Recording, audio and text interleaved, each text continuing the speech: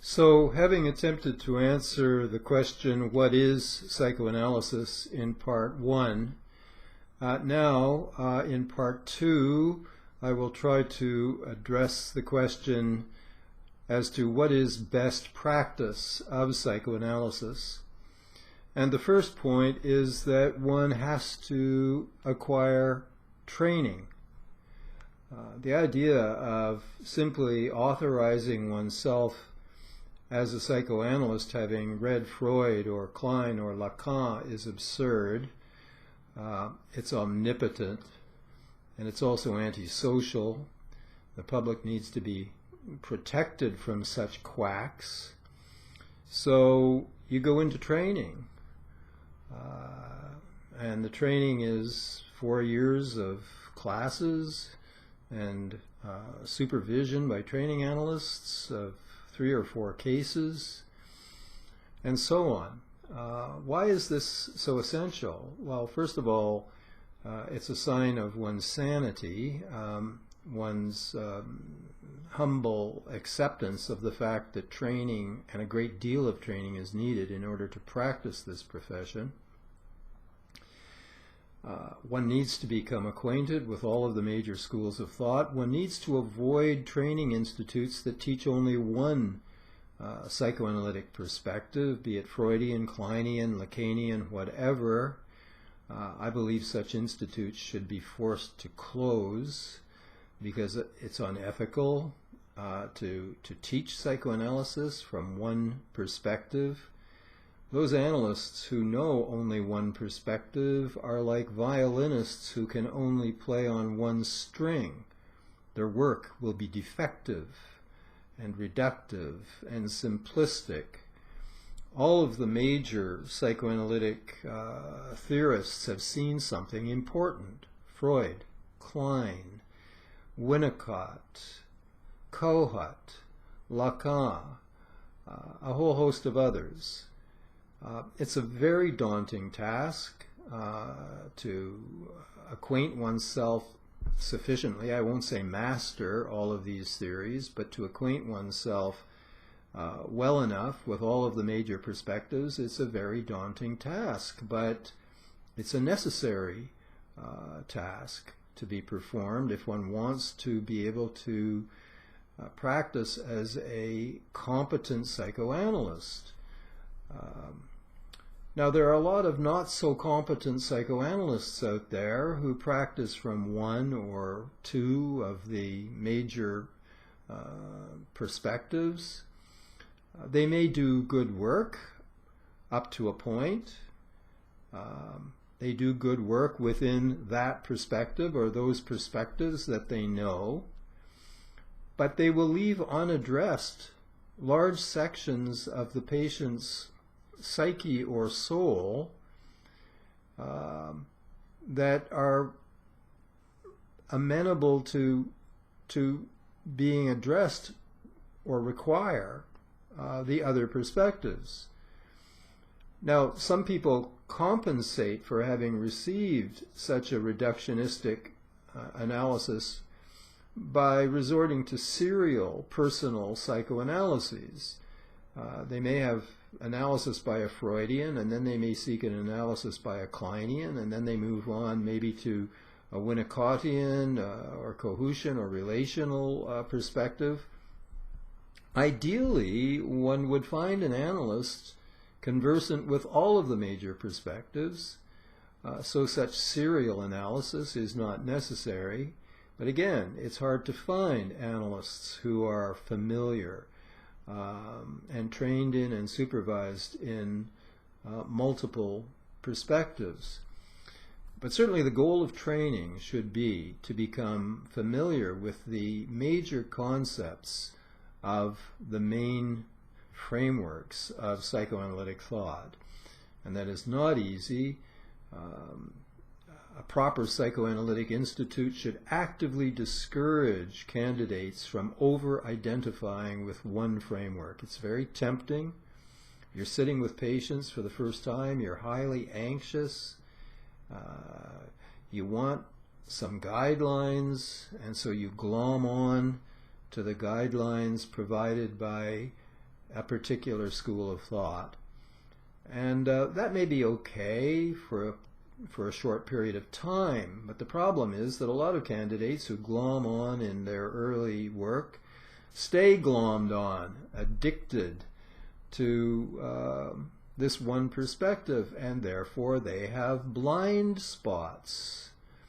And if you enter analysis with such analysts, you're entering analysis with people who have blind spots. Now, all analysts have blind spots to some degree, but some analysts have made a major effort to overcome their blind spots by opening their minds to different frameworks, so that, you know, I came to psychoanalysis already steeped in Freudian thought as a scholar, as an academic, and so my first orientation was Freudian. But I remember in training my third case, I went to a self-psychologist. Now, I knew nothing about Kohut and self-psychology, but I forced myself to be exposed to it and to be supervised by someone adept in it, because I sensed that these self-people had seen some important things. I wanted to learn about it. I did learn about it. I did not convert, but I added on Kohutian or self-psychological perspectives, became part of my armamentarium, a perspective with which I was familiar enough to be able to bring it to bear when the clinical material seemed to indicate. Now, by bringing it to bear, I don't mean converting, and I don't mean saying, oh, I have a self-psychology patient, and I'm going to treat this patient from the standpoint of self-psychology. No, every patient requires multiple perspectives.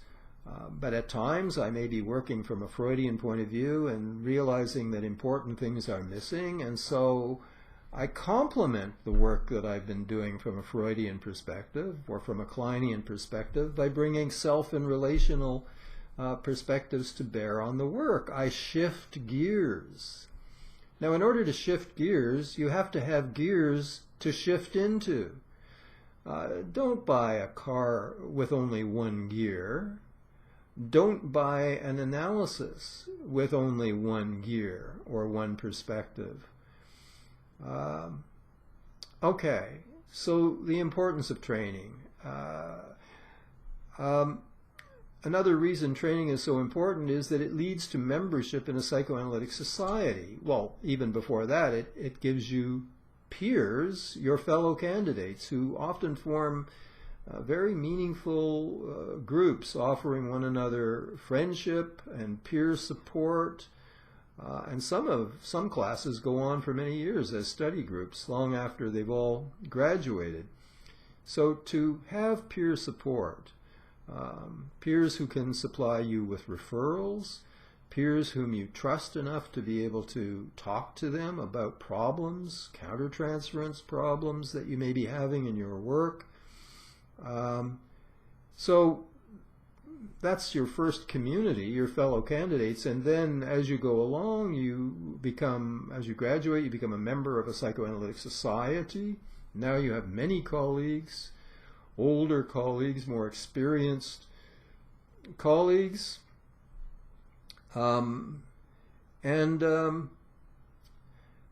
this membership is validating your identity as an analyst. It constitutes what sociologists call your reference group. It supplies you with and supports your ideals as to how to practice. It provides a bit of a superego. I distinguish between superego and conscience, but I see the necessity for both. And sometimes they overlap, because sometimes the superego contains and supports the same values as those advanced by conscience. So having the psychoanalytic society, having the colleagues, having the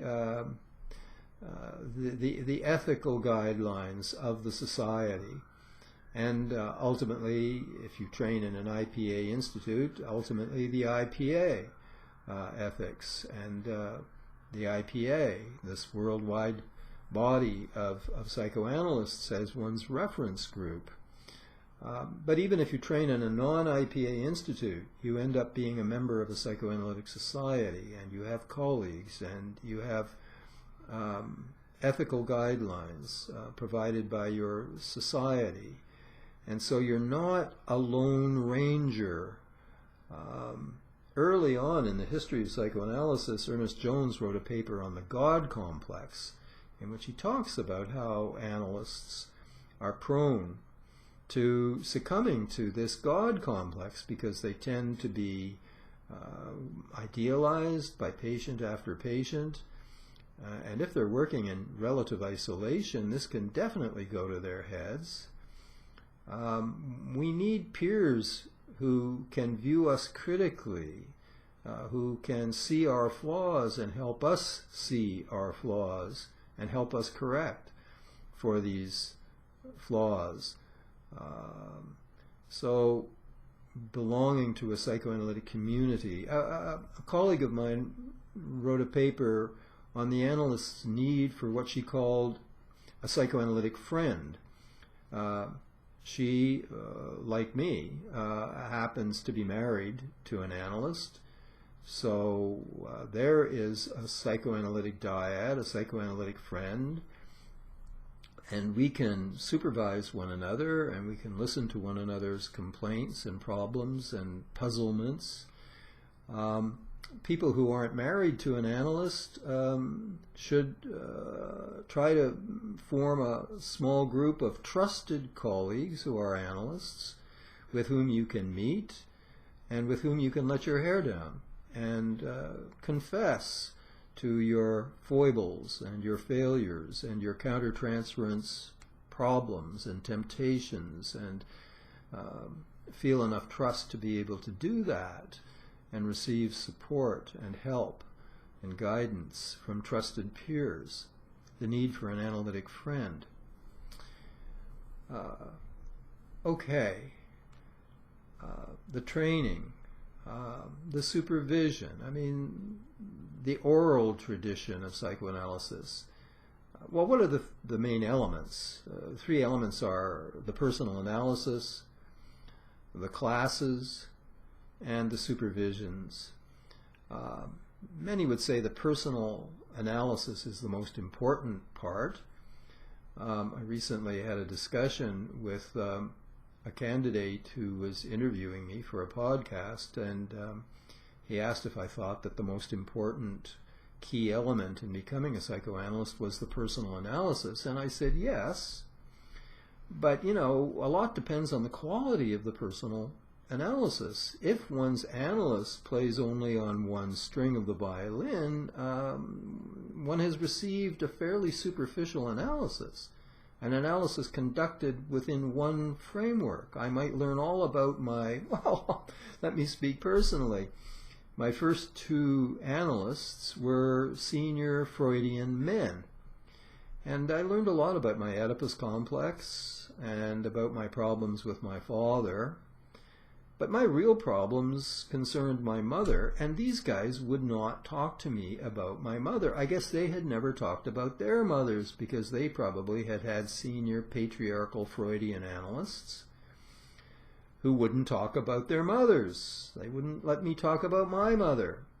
After I graduated from the Psychoanalytic Institute, I sought out a woman analyst, a non-training analyst, who had been a pediatrician, like Donald Winnicott, before becoming an analyst, who knew a lot about mothers and babies, and finally I had someone with whom I could discuss my deep problems with my mother.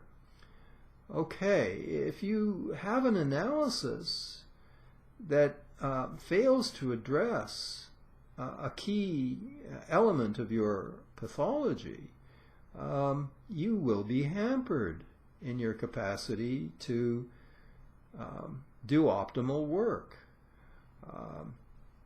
So try to find an analyst conversant with all of the major perspectives, and if you have a relatively good analysis with someone who is working from predominantly one or two perspectives, after that analysis is over, you should definitely consider entering another analysis with someone from a different psychoanalytic school of thought, so that those untouched areas of your soul can finally be brought into speech with someone who can hear you and help you with those issues.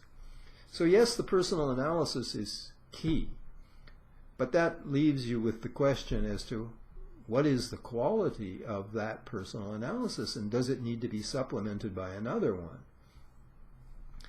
Okay, the classes are very important. They build the group process of the candidate cohort.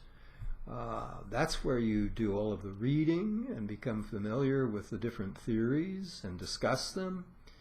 And that's where you and your fellow candidates are looking at case material and looking at how the candidate conducting the case is approaching it and thinking about it.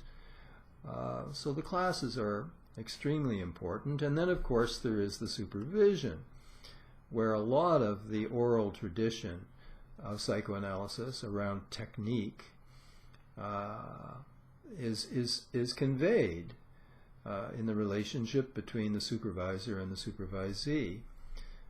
I was an overly active young analyst. My father had been a surgeon, and I guess in my mind I was training to become something of a psychosurgeon, and I was going to make penetrating interpretations, and altogether I was typically masculine, overly active, and my analysts were trying to teach me how I needed to become much less active, much more receptive, and one tried to develop the idea that I needed to be more like the old family doctor before they had many drugs, and so you sat beside the patient's bedside and you maybe mopped their brow and you hope that by morning the fever will have been broken or the patient might be dead.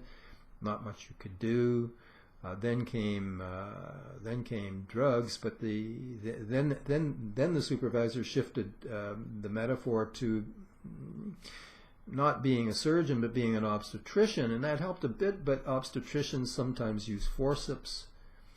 We then moved on to the metaphor of the midwife, and then I finally got it. There's something about gender here. I'm being way too masculine, if not macho, in my active, penetrative approach to patients. I needed to become more receptive. I needed to become more like a midwife. One analyst said, Don, don't just do something, sit there. Another analyst said, Don, you don't understand the secret of analysis. The patient does all of the work, and the analyst takes all the credit. And finally, my wife said to me, Don, you know, when they call it the talking cure, they mean the patient talks. So all of this advice is don't be so active, don't be so masculine, sit back, become more maternal and paternal when paternal function is needed, but sometimes maternal function is needed, although the Lacanians don't quite get this, a lot of them. Paternal function is important. So is maternal function, and the properly functioning analyst has to be able to do both. Be a mother, be a father. Not literally, of course. And of course, the gendering of this is obsolete. To be receptive is not necessarily to be feminine. To be intrusive is not necessarily to be masculine. We're trying to surpass these genderized categories. But the key point is that one needs to be able to be both active and passive. One needs to be able, as an analyst, to be both receptive and intrusive or intervening flexibly as the process requires. Okay, this is the kind of thing that one learns in supervision. And so that's an important ingredient of the training. Okay, so the training is essential, and then after the training is over, one is a beginner. You need to be flying solo, or relatively solo, for maybe 10 years after graduation. And that's when you're really learning how to become a psychoanalyst. You've now got the foundation from the training and the supervision. But now you're really learning to find your own way within the complexity of theory, your own way within the complexity of technique, and it takes quite a while. A lot of people don't come to training until they're well into their 30s, 40s, nowadays even 50s. And so one is already into middle age, or well into middle age, before one really becomes able to kind of, with greater confidence, know what one is doing. So people say, well, what's the ideal, how should one find an analyst? And I often say, well, you want to find an analyst who's old enough to have had a lot of experience and who is not yet showing signs of early dementia. You've got to find that sweet spot where he or she has been around long enough to really know the ropes, but is still crisp and mentally in command. Not an easy task necessarily to find such an analyst.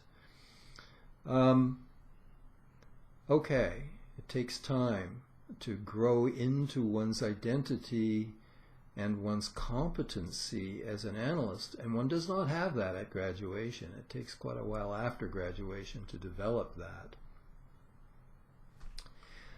Okay, psychoanalytic technique.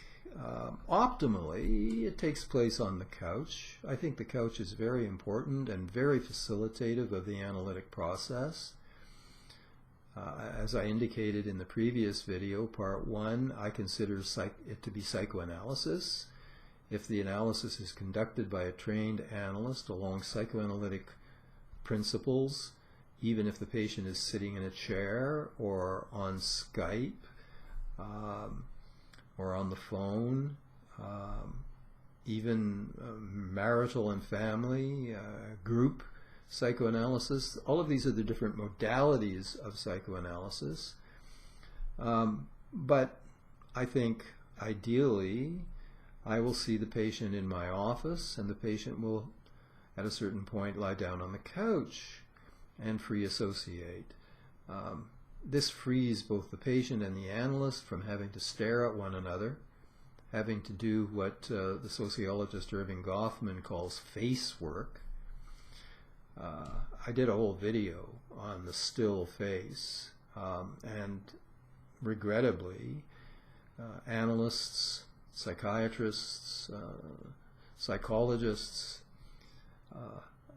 many have been trained and still are trained to think that the poker face, the still face, is an essential part of how we ought to and are required to operate. I think it's a great mistake. I think looking at how those babies fall apart when mother turns away her face and how they come back to life when she turns back ought to have long ago dispelled this idea that the mental health professional has to develop this still poker face. It's a human relationship. People come because they're in pain and they want help, and they should be, unless they're very masochistic, they should be looking for help from a trusted person, a kind person, a good person, a warm person, in addition to a well-trained person. I mean, you're placing your psyche or soul in another person's hands. You're revealing your most personal secrets and personal self to this other human being who should not be trusted right off the bat, despite his or her degrees. We've graduated some psychopaths over the years, so it would be crazy to trust the analyst right off the bat. You don't know who this person is. You have to test this person over time to see whether they are trustworthy, whether they are reliable, whether they are kind, whether they are well-meaning, whether they're capable of actually understanding another. That is, whether they've overcome their narcissism to the extent of recognizing that other people, including their patients, are actually real, capable of caring for the welfare of the people they work with. It's very important to test the analyst for a considerable time until you feel you've come to know him or her, and to begin to feel that he or she is your ally, on your side. And by being on your side, you don't want an analyst who just lets you off the hook and whitewashes your behavior. Being on your side means being able to confront you with things that you may not want to hear, may not want to see. But you want an analyst who can do that. You don't want just a yes man in your analyst. But you want an analyst who demonstrates the capacity for deep empathy and sympathy and caring. Caring enough to confront you sometimes rather directly with truths that you may not want to exactly hear. Now, you want an analyst who has a sense of timing, who doesn't throw these difficult things in your face right off the bat, who finds gentle ways of leading you to face difficult things. The analyst would be sadistic to throw these truths in your face too abruptly, too directly. You want a kind analyst who will lead you gently into facing those things you need to face. So the need to test the analyst at the beginning. Of course, the still face, if the analyst puts it on, the poker face, is a way of withdrawing from the patient and making it more difficult for the patient to find out who you are. And of course, not letting the patient know who you are has been celebrated and seen even as an essential feature of psychoanalytic work. Celebrated as the analyst's proper anonymity and neutrality.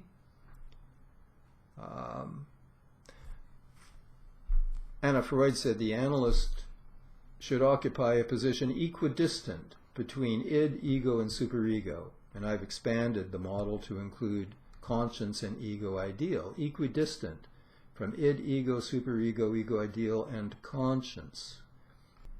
So what do I think about this idea of equidistance?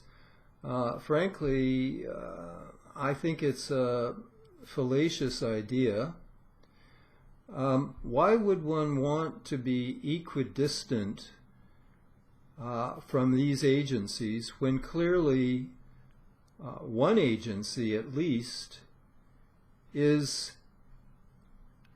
primarily sadistic and pathological and destructive, namely the superego? After Freud and after Ferenczi and Alexander and others who agreed with Freud about this, Freud increasingly saw the superego as the core of pathology. And over time in his work, he described the superego as more and more sadistic, harsh, and cruel.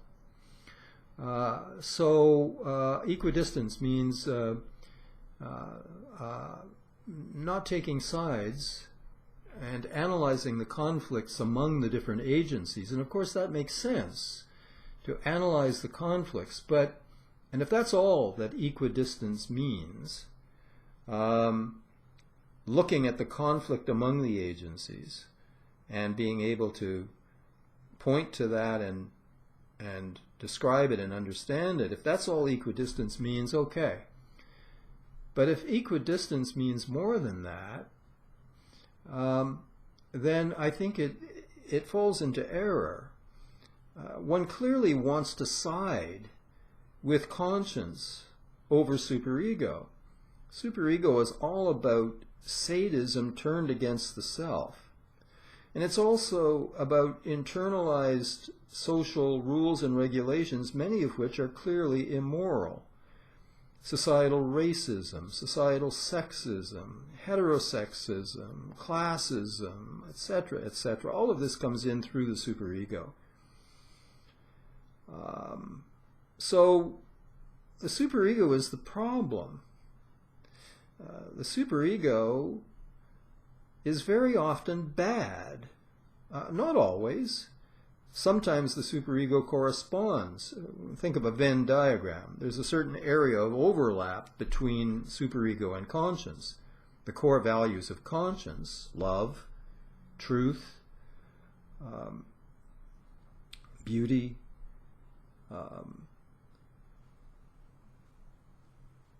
often these values are also celebrated by the superego.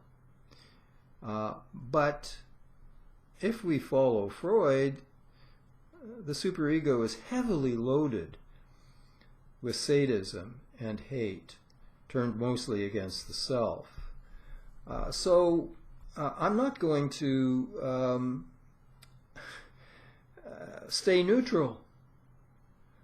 I'm not going to give sadism its due. I'm going to be equidistant in the sense of analyzing the conflict between this sadistic part of the self and this loving part of the self. But I'm clearly going to be siding with the loving part of the self against the hating part of the self. So in that sense, equidistance is rejected. And so also is neutrality. As an analyst, I am not neutral. And any properly functioning analyst, as I indicated in part 1, is not neutral. Analysts vote for love over hate. They vote for life over death. They vote for truth over lies. This is not neutrality. We take sides. And as I indicated, we're out to convert patients. Those patients who've made bad choices and have chosen hate and death and lies, we're out to convert them. So in this sense, there's no neutrality. I think these ideals of the still face and of neutrality have done a lot of harm. The analyst is supposed to be not self-revealing. Well, this too is a harmful idea. Certainly the analyst should not be indulging his narcissism and wasting the patient's time and money with a lot of chatter about himself. I mean, the patient who is paying and who needs our help should be the focus of our attention. But first of all, we can't help but reveal ourselves. As I indicated in part 1, we are leaking. It's not just the patient who leaks, the analyst leaks. We are revealing ourselves in a multitude of ways, and the patient is reading us. But beyond that, at times it is very useful for the analyst to indicate that he too knows something about this struggle, or has known something about this struggle, or has been through something that the patient is currently going through. It's helpful for the patient to know that he's not alone with these issues. Sometimes the analyst, from his own experience, is able to share something that is truly helpful and that facilitates the therapeutic process. This should not be excessive. The analyst should be relatively silent at the start of sessions because he doesn't want to contaminate the spontaneous flow of free associations from the patient. You should try to be silent for well into the session, first half of the session perhaps, because he's gathering free associations. And when you gather enough associations, they sometimes add up to something. And at that point, the analyst may weigh in with not a dogmatic statement, but a question. First you said this, and then you said this, and then you said this. Well, what do you think's going on here? Let the patient put it together. The analyst, well, sometimes the analyst should put it together and offer it to the patient, but offer it as a question. Does this make sense? Do you think this is what you might be saying on a deeper level? Okay, so the analyst has to have transcended his narcissism to the point of being able to be a patient listener. He needs self-control. He needs to be able to tolerate not knowing and uncertainty. And he may have to listen for a long time before he feels he comes up with something that might well be helpfully offered to the patient. So self-restraint, yes, but non-disclosure of self is impossible in any case. One should not be excessively self-disclosing, burdening the patient with knowledge of the analyst's issues. But to ban self-disclosure is a super-ego-ish imposition on the freedom of the analyst. So I reject that rather puritanical idea. Up to a certain point, it makes sense. Beyond that, it moves the analysis in a non-human direction. Some young analysts are fascinated. I think it's part of their unresolved omnipotence, the idea of the technical master.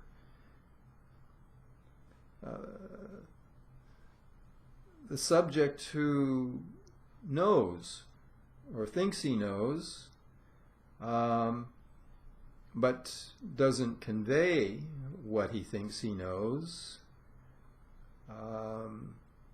who waits for what he thinks will come or should come, who has this technical mastery. I think this is an omnipotent ideal. The analyst doesn't know. He's an inquirer. It's like starting with a new patient is like opening a new novel. You don't know what's coming. You don't skip ahead to the end. You read patiently, page by page, and you get surprised and fascinated. And there are unpredictable turns of the plot as it unfolds. And the analyst should be an interested listener and should not be presuming to know how things will go or should go. And it's a human relationship between two personalities. And the analyst has his foibles and flaws and idiosyncrasies, and the patient comes to know these, and the analyst will make mistakes, and will sometimes be excessively self-revealing.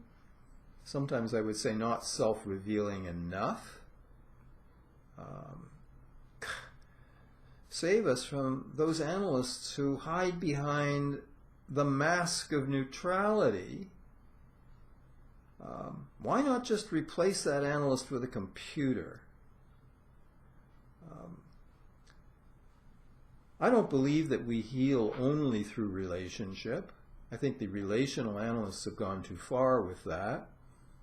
But we do heal through the relationship. The relationship is healing, but so is the knowledge, the self-knowledge acquired with the help of the trained analyst who knows a lot about the psyche and who helps the patient come to know these things. So the analyst is a hired technician in a way. He's hired for his knowledge, and his knowledge helps the patient acquire insight and self-knowledge. But at the same time, the analyst is a human being with whom the patient is forming a relationship, hopefully a warm relationship, a caring relationship. And both of these things are happening at the same time. So the analyst's warmth, the relationship, is necessary but not sufficient, because so is the technical knowledge necessary in order to lead to increased self-understanding and growth. Okay, silence. The analyst's silence is a good thing at the beginning of the session for the reasons I've stated. You don't want to interfere with the flow of the free associations. You don't want to influence the associations by asking the patient a question or making a comment too early in the session, which disrupts the spontaneous flow. But at a certain point, the analyst speaks up with questions and comments, and there is dialogue, and it should be I-thou dialogue, more than I-it dialogue. But again, as Martin Buber understands, we're fallen human beings. Perfection is impossible. We cannot have a pure I-thou dialogue. We also have to relate to one another as its. And so the analyst, there is a place for the analyst's objectivity and viewing the patient as an object of a certain sort. I mean, this analyst has worked with narcissistic personality disorders before and has read about them and knows something about their underlying problems and their characteristic defensive maneuvers. And he brings this knowledge to bear on his work with this narcissistic person. The analyst has worked with depression before and has read a lot about depression and has come to understand a good deal about depression, and he brings that knowledge to bear on his work with this depressed person, and so on for all of the other categories, hysterics, obsessionals, and so on. The analyst needs to know about these things, needs to know the most important literature addressing these conditions, and his knowledge is very important. But his knowledge is deployed through the personal human relationship that he's established with this person who is his patient.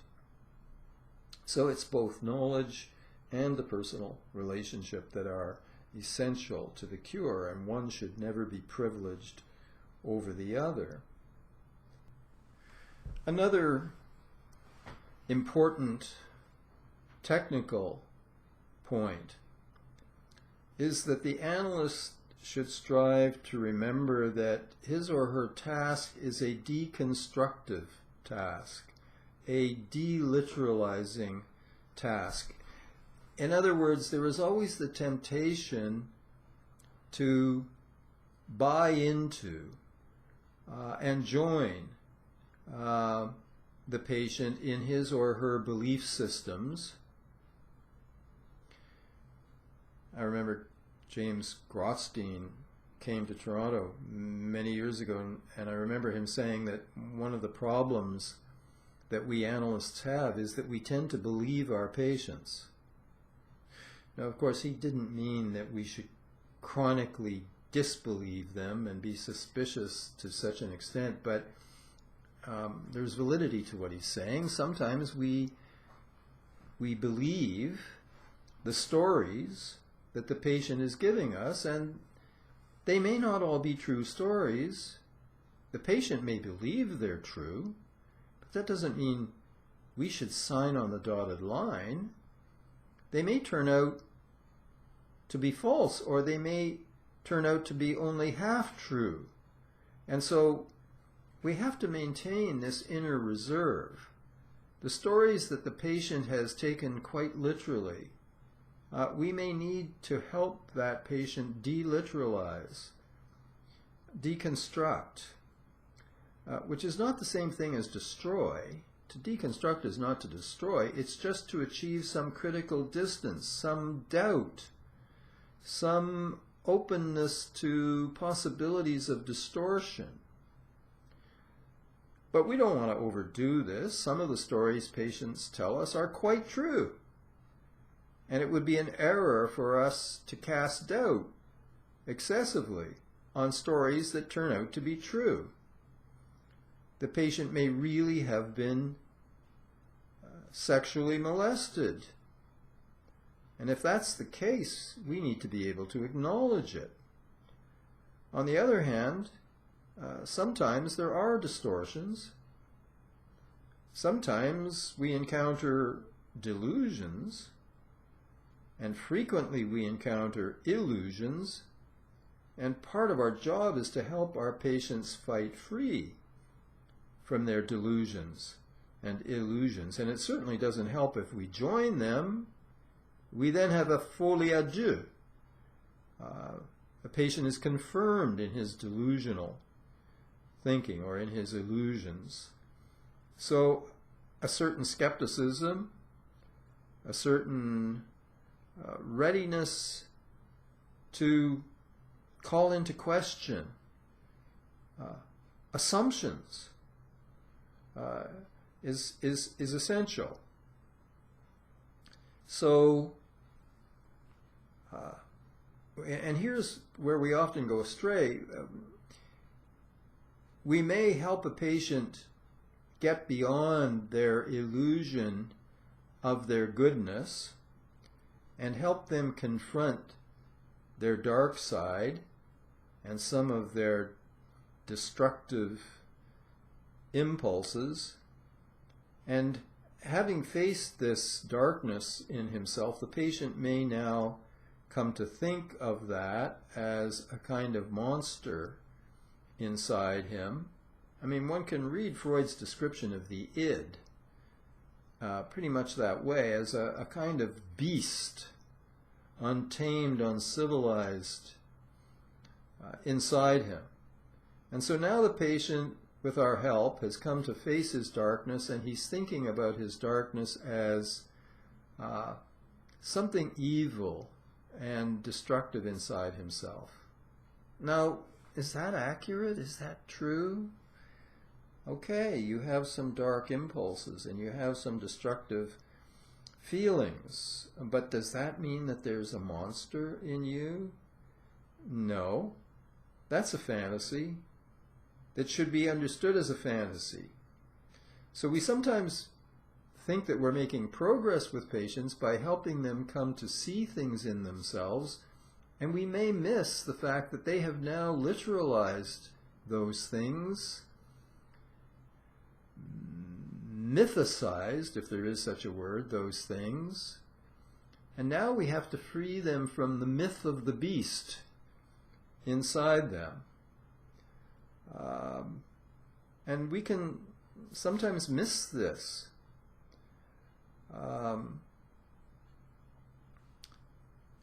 All of the schools of thought are exposed to this danger in varying ways. Take self-psychology. A self-psychologist might help his patient recognize that he has a tendency towards fragmentation, that he has a fragmentation-prone self, and that might be true up to a point, but on the other hand, the patient may well reify this idea, and he's now wandering around feeling that he is something like a delicate ceramic artifact, so prone to fragmentation that he daren't leave home, that he has to protect himself from the dangerous world because he is so fragmented. Well, okay, so now we've created a whole other problem, and we now need to help liberate the patient from this fantasy of fragility. It's frequent that the gains we make in insight can then be turned into a problem by being reified in and of themselves, those insights. This is difficult to be aware of on the part of the analyst, to be aware of this danger of progress on one level turning into a problem that needs to be analyzed on the next level as we evolve in the analysis in a rather dialectical movement towards greater and greater insight and greater critical distance from fantasies, core fantasies that we have taken for granted. This is a view of psychoanalysis as deconstruction, which is not destruction. But it's the taking apart of concretized, frozen fantasies. It's the process of coming to recognize fantasy as fantasy and not as reality. This is the deconstructive task of psychoanalysis.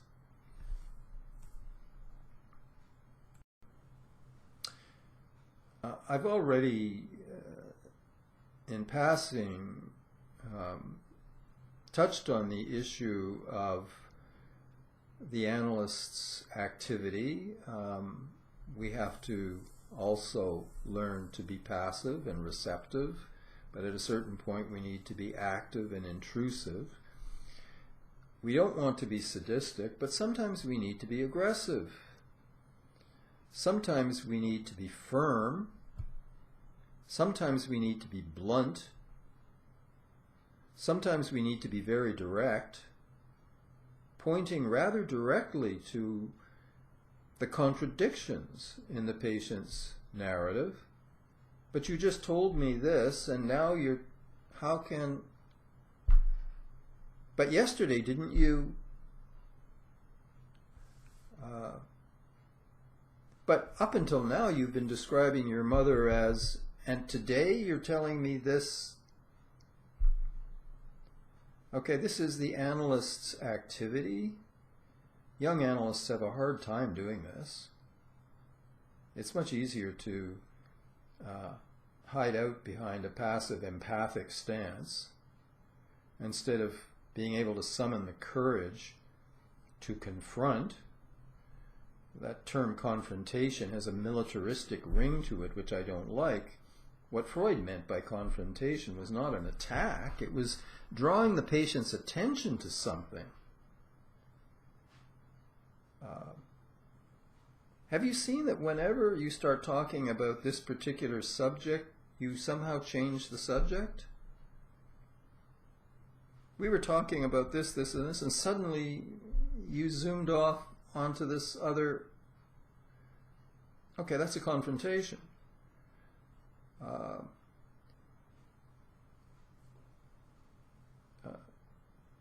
Training candidates involves helping them develop the confidence and the courage to do this. Rightly, we hear a lot about the need for the analyst to establish an atmosphere of safety and trust, and all of that is valid and true. what we don't hear very much about is that in addition to being empathic and offering what Winnicott called a holding environment, and offering containment in the Bionian sense, we don't hear much about the need for the analyst to be an agent provocateur, the need for the analyst to provoke the patient, the need for the analyst to stir the pot. Some analysts, especially younger analysts, are too passive. I was too active as a beginning analyst. Some would say I'm still way too active. I don't think so. I think patients have spent years and tons of money paying passive analysts who think that their only job is to somehow be there and listen. What garbage that is. What an excuse for sitting passively and collecting money. Analysts have to also be active. They have to go to work. They have to confront and provoke and stir the pot from time to time.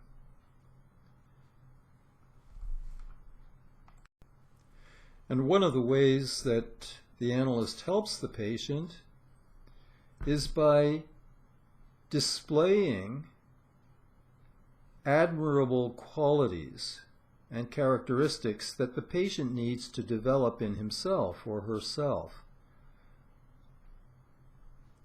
The analyst who has the courage to confront is displaying courage and, in a sense, offering a model of courageous action that can encourage the patient to develop his or her own courage to assert themselves, to be themselves. Again, the critique of excessive self-revealing on the part of the analyst, I think many analysts lack the courage to be themselves in the treatment situation. Paul Tillich wrote a whole book called The Courage to Be. I think analysts need the courage to be themselves, to speak their minds, to talk about what they see, to confront what they think needs to be confronted in the patient, to encourage the patient. That's an interesting word, encourage. Encourage, develop in the other the courage by encouraging. And of course that implies values. And of course, as I said in part one, our whole enterprise is a value-infused, not a value-neutral paradigm. We want to encourage the patients to love and find love. And we want to encourage patients to tell the truth.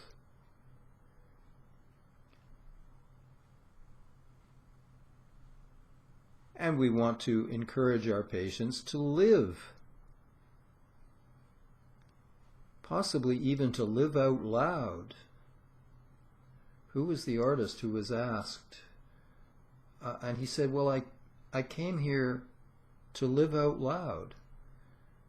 To not be ashamed to live out loud.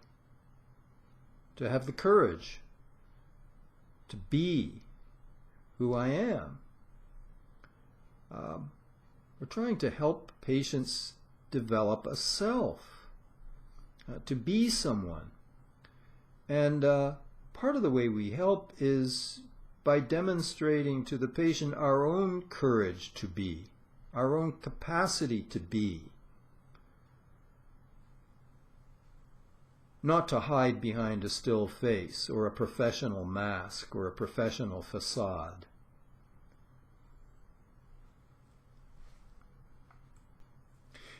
We need to have the courage to tell the truth. We want to help the patient develop a capacity and a commitment, capacity for and a commitment to the truth. Well, part of the way we do that is by displaying our own commitment to the truth. Certainly both Freud and Wilfred Bion were very clear about their commitment to truth. Freud says we must be truthful with our patients. Bion says the human mind needs truth the way a plant needs water. So we try to tell the truth.